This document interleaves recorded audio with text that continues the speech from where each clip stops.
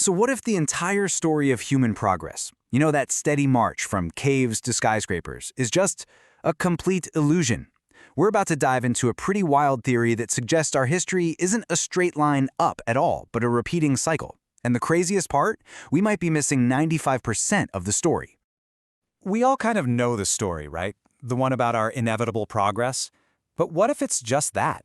A story. A really comforting tale we tell ourselves. Let's dig into a theory that asks a really fundamental question. Is our history actually a straight line up, or is that just the version we want to believe? This image of linear progress is powerful. It feels good. It puts us right at the very top, the pinnacle of everything that's come before. But what if this whole picture is an illusion? One created not by what we see, but by a massive blind spot of everything we've missed.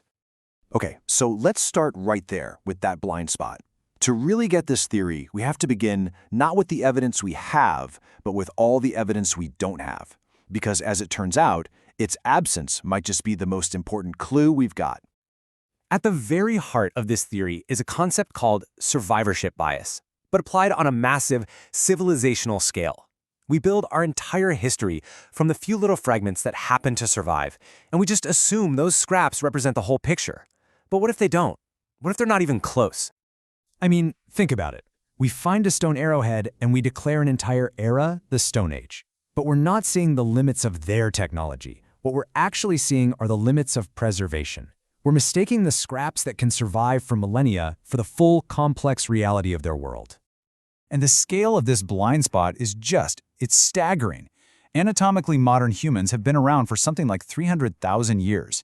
Our recorded archaeological history, it covers maybe the last 10,000.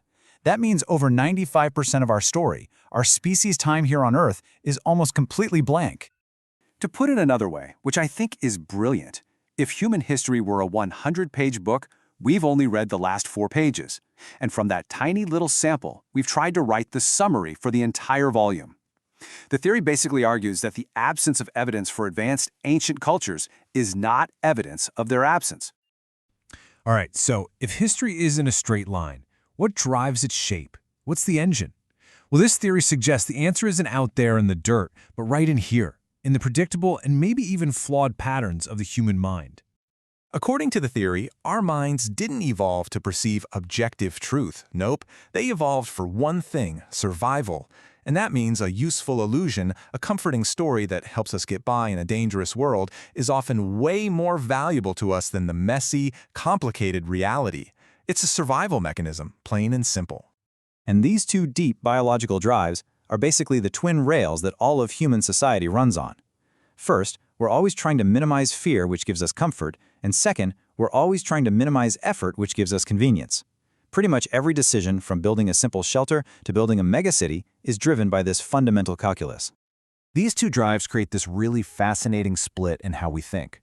See, when we're under pressure, when survival is really on the line, we're in what's called adaptive cognition. We respond directly to what's real, right in front of us. But once we build systems that provide safety and abundance, a totally different mode can take over: delusional cognition. We start to prefer our comfortable models of reality, even when the actual facts on the ground are starting to change. So how does this mental engine actually drive the historical cycle? The theory pinpoints a single pivotal moment, what it calls the first wrong turn, the moment we decided to stop wandering and settle down. And right here, the two paths just diverge, dramatically. Nomadic life, with its constant movement, it naturally enforces a kind of equality and stability. But the second we settle down, the game changes completely. Suddenly, you can store resources, and stored resources create power. Power creates hierarchy. And that hierarchy completely rewrites the basic rules of who gets to pass on their genes. It's a total domino effect. Storing food creates owners and guards. Surplus food lets some people stop gathering and start specializing. Specialization creates differences in value and status. And that status difference builds the pyramid of hierarchy. And that's the engine that drives the entire system we call civilization. And this isn't just a social theory. It's literally written in our DNA.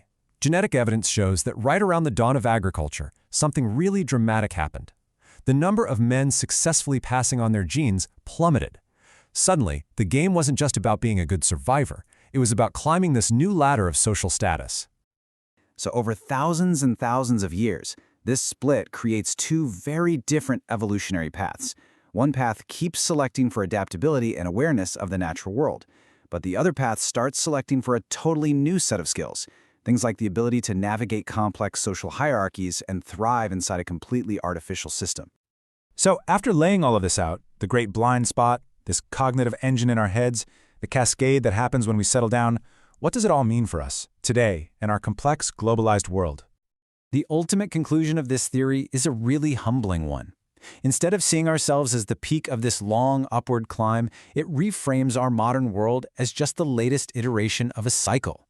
We are, quite simply, the most recent attempt at a complex ecological experiment that has been run before and has failed before. So here it is, the whole cycle in a nutshell. We settle down, looking for comfort and convenience. That settlement creates abundance, which builds hierarchy. That hierarchy then allows our comfortable illusions, our delusional cognition, to replace hard reality. The system gets fragile, it breaks, and the survivors are thrown back into a world that demands pure adaptation, which of course starts the cycle all over again. And this leaves us with the final and maybe the most unavoidable question of all.